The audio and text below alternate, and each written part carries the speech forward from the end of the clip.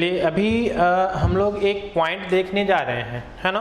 और ये बहुत इंपॉर्टेंट पॉइंट है और जनरली आपको बहुत कम जगह डिस्कस किया जाता है ना, लेकिन इम्पोर्टेंट है, खासकर इंटरव्यू वगैरह और अगर अच्छे से चीज़ों को आप जानना चाहेंगे उसके लिए आपको यहाँ पे जरूरत पड़ेगी। अभी हम इसके पहले स्पेसिफिक हीट का सारा पॉइंट्स हम आपको डिस्कस किए, है ना।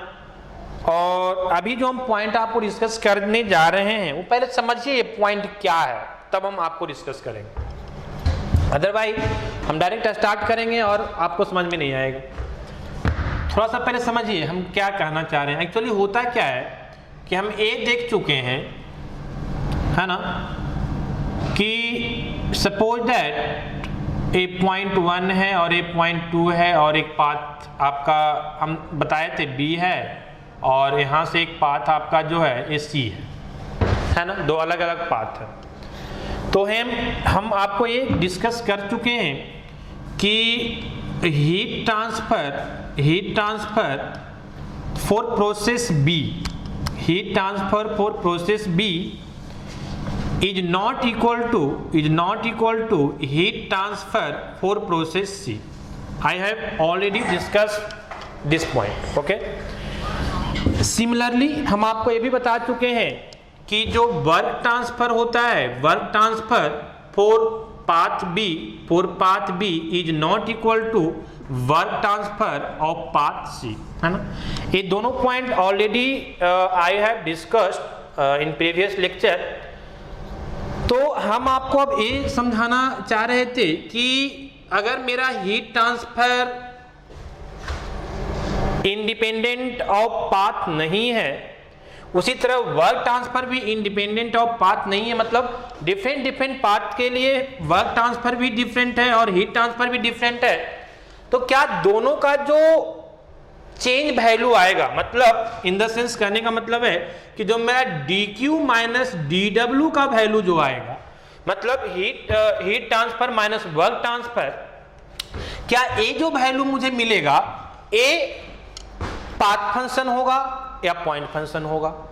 कहने का मतलब कि अगर एक प्रॉपर्टी डिफाइंड हो जाता है, पॉइंट फंक्शन डिफाइंड हो जाता है, तो हम इसको क्या बोल सकते हैं कि ये मेरा क्या है, प्रॉपर्टी है। क्योंकि ऑलरेडी हम आपको डिस्कस कर चुके हैं कि प्रॉपर्टी जो होता है दैट इज पॉइंट फंक्शन होता है। क्लियर है ना। तो कहने का मतलब है कि हम आपको ए शो करने जा रहे हैं, हम ये आपको समझाने और दिखाने का कोशिश कर रहे हैं कि जो change in heat transfer minus change in work transfer का जो वैल्यू आएगा, है ना, वो एक पॉइंट फंक्शन डिफाइंड होता है और इसीलिए हम उसको क्या बोलते हैं, प्रॉपर्टीज बोलते हैं। अब पॉइंट फंक्शन डिफाइंड होगा, ये हम कैसे बता सकते हैं, ये हम तभी बता सकते हैं कि जब दो सेम, मान लिया जाए सपोज दैट कि ये जो प्रोसेस बी और सी है, पाथ बी और सी है, ये दोनों जो है उस सेम पॉइंट के बीच परफॉर्म हो रहा है। अगर सेम पॉइंट के बीच आपका परफॉर्म हो रहा है और दोनों का अगर change in heat transfer and work transfer का वैल्यू किसका, मतलब कहने का मतलब है कि प्रोसेस बी के लिए change in heat transfer, change in work transfer is equal to हो जाए कि सी पाथ के लिए change in heat transfer and work transfer, तब हम बोलेंगे कि जो मेरा वैल्यू आ रहा है, चेंज वैल्यू जो आ रहा है वो पाथ पे डिपेंड नहीं कर रहा है। क्यों? क्योंकि बी पाथ और सी पाथ के लिए सेम हो रहा है, मतलब वो पाथ पे डिपेंड नहीं कर रहा है। वो किस पे डिपेंड कर रहा है, वो पॉइंट पे डिपेंड कर रहा है कि पॉइंट 1 और 2 दोनों पाथ के लिए सेम है, इसीलिए, है ना, dq और माइनस dw का वैल्यू दोनों पाथ के लिए क्या हो रहा है, सेम हो रहा है। मतलब ये पाथ फंक्शन नहीं है, ये क्या है, पॉइंट फंक्शन है। ये पाथ पे डिपेंड नहीं कर रहा है, किस पे डिपेंड कर रहा है, पॉइंट पे डिपेंड कर रहा है कि सेम पॉइंट के लिए आपका सेम वैल्यू आ रहा है। बात समझ में आ रही है ना। तो कहने का मतलब है कि जैसे ही हम किसी भी एनर्जी को हम ए शो कर दें कि this is the point function, मतलब ये क्या है, प्रॉपर्टीज है, क्योंकि properties is a point function. तो ये हम आपको भी दिखाने का कोशिश करेंगे, आप थोड़ा सा ध्यान दीजिएगा, है ना, तब आपको ये चीजें जो है वो क्लियर समझ में आएगा, है ना। देखिए हम क्या बोलने जा रहे हैं, हम आपको ये बताने जा रहे हैं कि एनर्जी इज अ प्रॉपर्टी, है ना। ये होता है ये आप चीजों को जो है ये समझ जाएं कि आपका जो एनर्जी होता है ये ऑलवेज क्या है, एक प्रॉपर्टी है। क्लियर ना? हम all form of energy extensive property बता चुके हैं, लेकिन यहां पे आपको कंफ्यूजन ये होता है कि हीट ट्रांसफर, जैसे समझिए हम क्या बोलना चाह रहे हैं और अच्छे समझ में आएगा कि मान लिया जाए कि ये कोई सिस्टम है, ये मान लिया जाए ये कोई सिस्टम है आपका। क्लियर है ना? ये आपका एक सिलेंडर पिस्टन अरेंजमेंट का एक सिस्टम है। अब इसमें क्या है, कुछ गैस है, कुछ गैस है इसमें आपका, है ना? आप क्या कर रहे हैं कि हीट ट्रांसफर कर रहे हैं। क्लियर? अब जब आप इसका हीट ट्रांसफर करेंगे तो ये गैस क्या करेगा, एक्सपैंड करेगा और आपका पिस्टन जो है ये ऊपर की ओर राइज करेगा और वहां पे एक वर्क डिफाइंड होगा, वर्क डन डिफाइंड होगा। तो कहने का मतलब है कि आप जो हीट ट्रांसफर किए और जितना both are form of energy, already I have discussed this point कि heat and work both are form of energy. तो जितना एनर्जी आप हीट के फॉर्म में दिए और जितना एनर्जी वर्क के फॉर्म में मिला, वो जो वर्क किया गया रिमेनिंग जो एनर्जी बचा वो कहां चला जाएगा, तो वो चला जाता है सिस्टम के इंटरनल एनर्जी, या अभी हम बात करेंगे कि सिस्टम के टोटल एनर्जी में स्टोर हो जाता है। बात समझ में आ रही है? तो ये जो सिस्टम के टोटल एनर्जी में स्टोर हुआ, ये आपका जो एनर्जी होता है ये एक प्रॉपर्टी डिफाइन होता है। ये क्या डिफाइन होता है? This is property. और प्रॉपर्टी हम इसलिए बोलेंगे कि हम इसको ये शो कर देंगे कि this is the point function. हम आपको ये शो कर देंगे कि this is the point function, और प्रॉपर्टीज क्या होता है? पॉइंट फंक्शन होता है। तो जैसे ही हम आपको शो करेंगे कि ये पॉइंट फंक्शन है, आप बोल सकते हैं कि ये क्या है? प्रॉपर्टी है, और ये प्रॉपर्टीज होता है। हम इसको आपको शो करेंगे, अभी आप देखिएगा यहाँ पे। तो आप हेडिंग दीजिएगा कि एनर्जी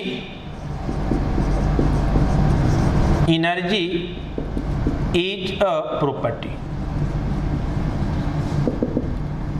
जो मेरा एनर्जी होता है ये मेरा क्या होता है? प्रॉपर्टीज होता है। ठीक है, ये सारी चीज समझाने के लिए हम आपको डिस्कस किए थे।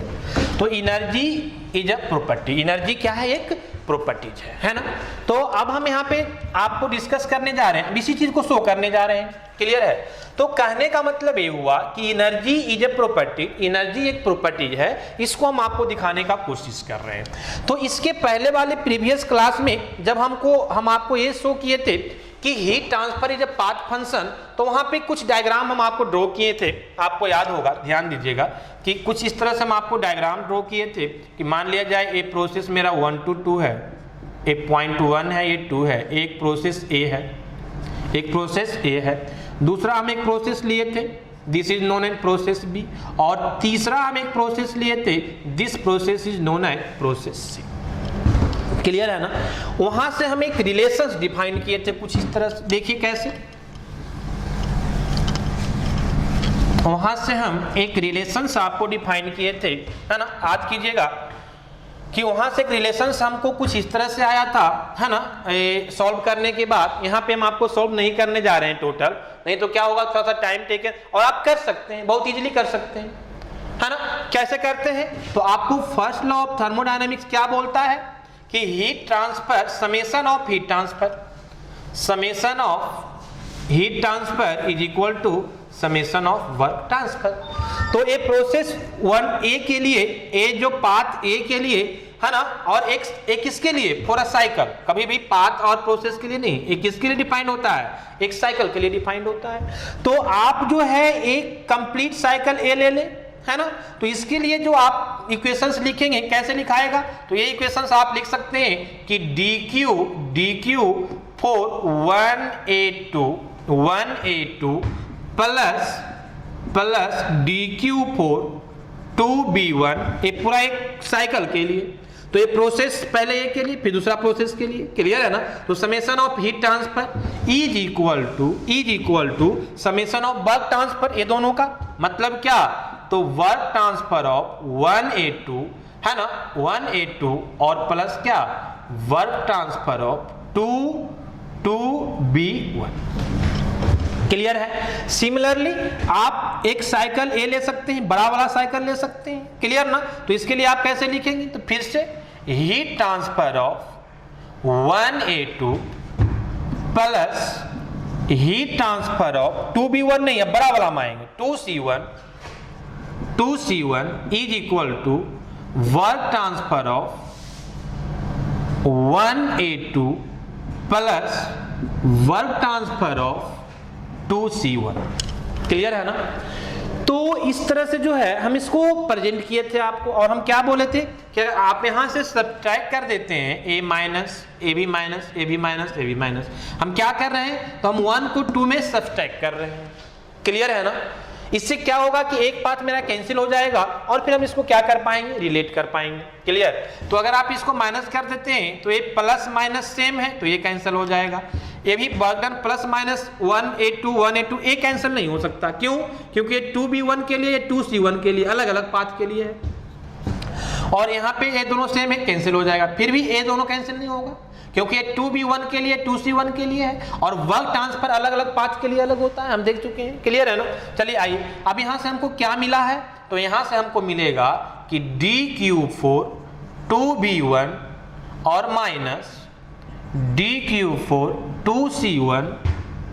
2C1 is equal to DW of 2B1 minus DW of 2C1। Clear है? तो इसी इक्वेशंस को हम यूज करेंगे। हम डायरेक्ट इस इक्वेशंस को लिखना चाह रहे थे, लेकिन मुझे लगा कि आप कंफ्यूज कर जाएंगे, क्योंकि प्रीवियस लेक्चर तो उतना याद रहता नहीं है ना, तो इसलिए हम जो है फिर से क्या कर दिए, हम आपको डिफाइन कर दिए। अब इस इक्वेशन से कुछ कंक्लूजन निकालना चाहेंगे हम इसके रिगार्डिंग कि एनर्जी इज अ प्रॉपर्टी। आइए देखिए कैसे, है ना? तो समझिए, यहाँ पे थोड़ा सा समझने का कोशिश कीजिए, ठीक है ना? अब इस इक्वेशंस को हम यूज करते हैं, है ना? इसको हम लिख सकते हैं कि DQ of 2B1 minus DQ of 2C1 is equal to DW of 2B1 minus DW of 2C1। Clear है? यहां तक कोई प्रॉब्लम नहीं। अब इसको हम रिप्रेजेंट कर सकते हैं कि जो मेरा प्रोसेस B के लिए 2B1 और 2B1 ये दोनों को एक साथ लाइए, क्योंकि हम आपको पहले ही बता दिए हम शो क्या करने जा रहे हैं कि जो heat transfer minus work transfer का जो वैल्यू आएगा वो हम कुछ भी मान लिया कि change in internal energy system का आया तो उसको हम DE से डिनोट करेंगे, और एक क्या कहलाएगा, मेरा प्रॉपर्टी कहलाएगा, क्योंकि ये पॉइंट फंक्शन होगा। ये हम शो करने जा रहे हैं। तो हम जो प्रोसेस B है उसको B के साथ ला रहे हैं और हीट और वर्क को एक साथ ला रहे हैं। तो हम लिख सकते हैं कि DQ ऑफ 2B1 और इधर से ये प्लस से आएगा तो माइनस हो जाएगा, DW of 2B1 is equal to, ए आपका माइनस है, इधर से जाएगा माइनस तो प्लस हो जाएगा, तो ए आपका हो जाएगा DQ ऑफ 2C1 और ये माइनस ही रहेगा DW ऑफ 2C1। क्लियर है ना? मतलब प्रोसेस B का एक साइड हो गया और C के लिए एक साइड हो गया, वर्क और हीट ट्रांसफर। आइए देखिए यहाँ पे, हम यहाँ पे 2B1 को लिए ऐसे लिख सकते हैं, ये तो दोनों के लिए एक सेमी प्रोसेस के लिए डिफाइन हो रहा है, तो हम लिख सकते हैं DQ माइनस DW किसके लिए, 2B1 that is equal to DQ minus DW of किसके लिए, 2C। अब यहीं से आपको जो है कंक्लूजन निकालना है। क्या कंक्लूजन निकलेगा समझिए, यहाँ पे समझने का कोशिश कीजिए, है ना? ये इक्वेशन क्या रिप्रेजेंट कर रहा है आपको, है ना? ये इक्वेशंस आपको यही रिप्रेजेंट कर रहा है कि DQ minus DW for path B, है ना? DQ minus DW for path B is equal to DQ minus DW for path C, DQ minus DW for path C, यही आपको रिप्रेजेंट कर रहा है। मतलब क्या हुआ कि जो ए DQ और DW नहीं, उसका चेंज वैल्यू, सपोज दैट कि हम यहाँ पे ए मान लेते हैं कि DQ minus DW is equal to DE, जहां DE हम क्या बोल रहे हैं कि ए आपका है change in energy, total energy की बात अभी हम कर रहे हैं आपको, total energy of the system.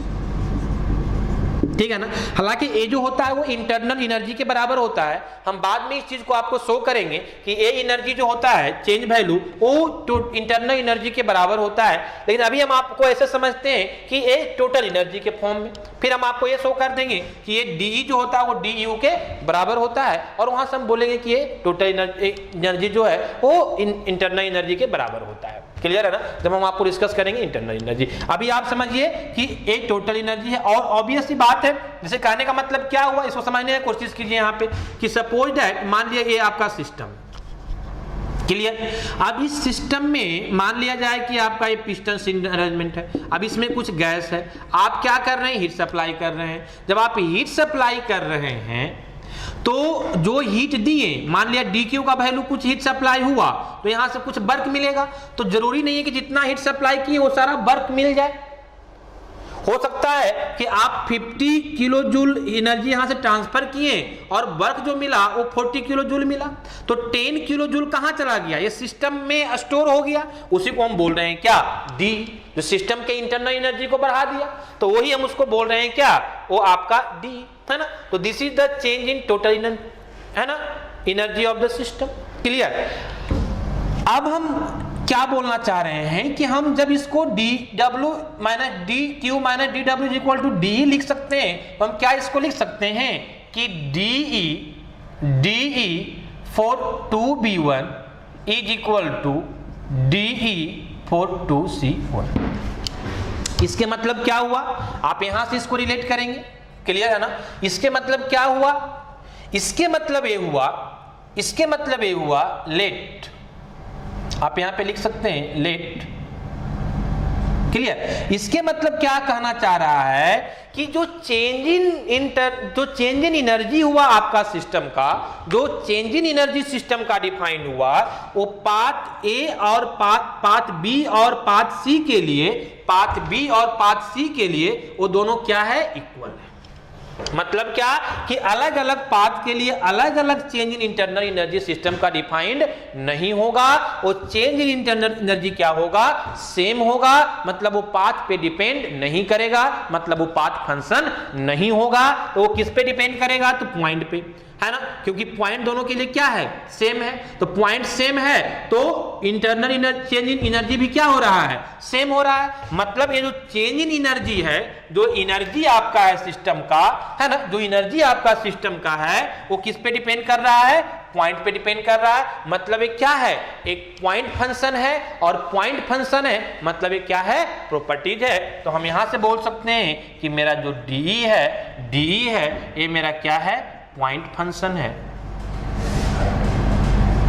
ये मेरा पॉइंट फंक्शन है, और पॉइंट फंक्शन को ही हम लोग क्या बोलते हैं, प्रॉपर्टी, है ना। मतलब ये मेरा डी क्या कहलाएगा, प्रॉपर्टी कहलाएगा। तो अभी से आपको दिमाग में ये होना चाहिए, है ना, कि आपका जो वैल्यू है वो क्या है, जो आपका वैल्यू आएगा वो क्या कहलाएगा, जो आपका total change in internal energy जो आएगा वो क्या कहलाएगा, वो आपका पाथ फंक्शन नहीं होगा, वो पॉइंट फंक्शन होगा, और वो क्या कहलाएगा, प्रॉपर्टीज कहलाएगा। क्लियर है यहां तक। तो कहने का मतलब है कि D Q and D W is a path function, what D Q minus D W is a point function, मतलब इट इज अ प्रॉपर्टी। यहां तक क्लियर है।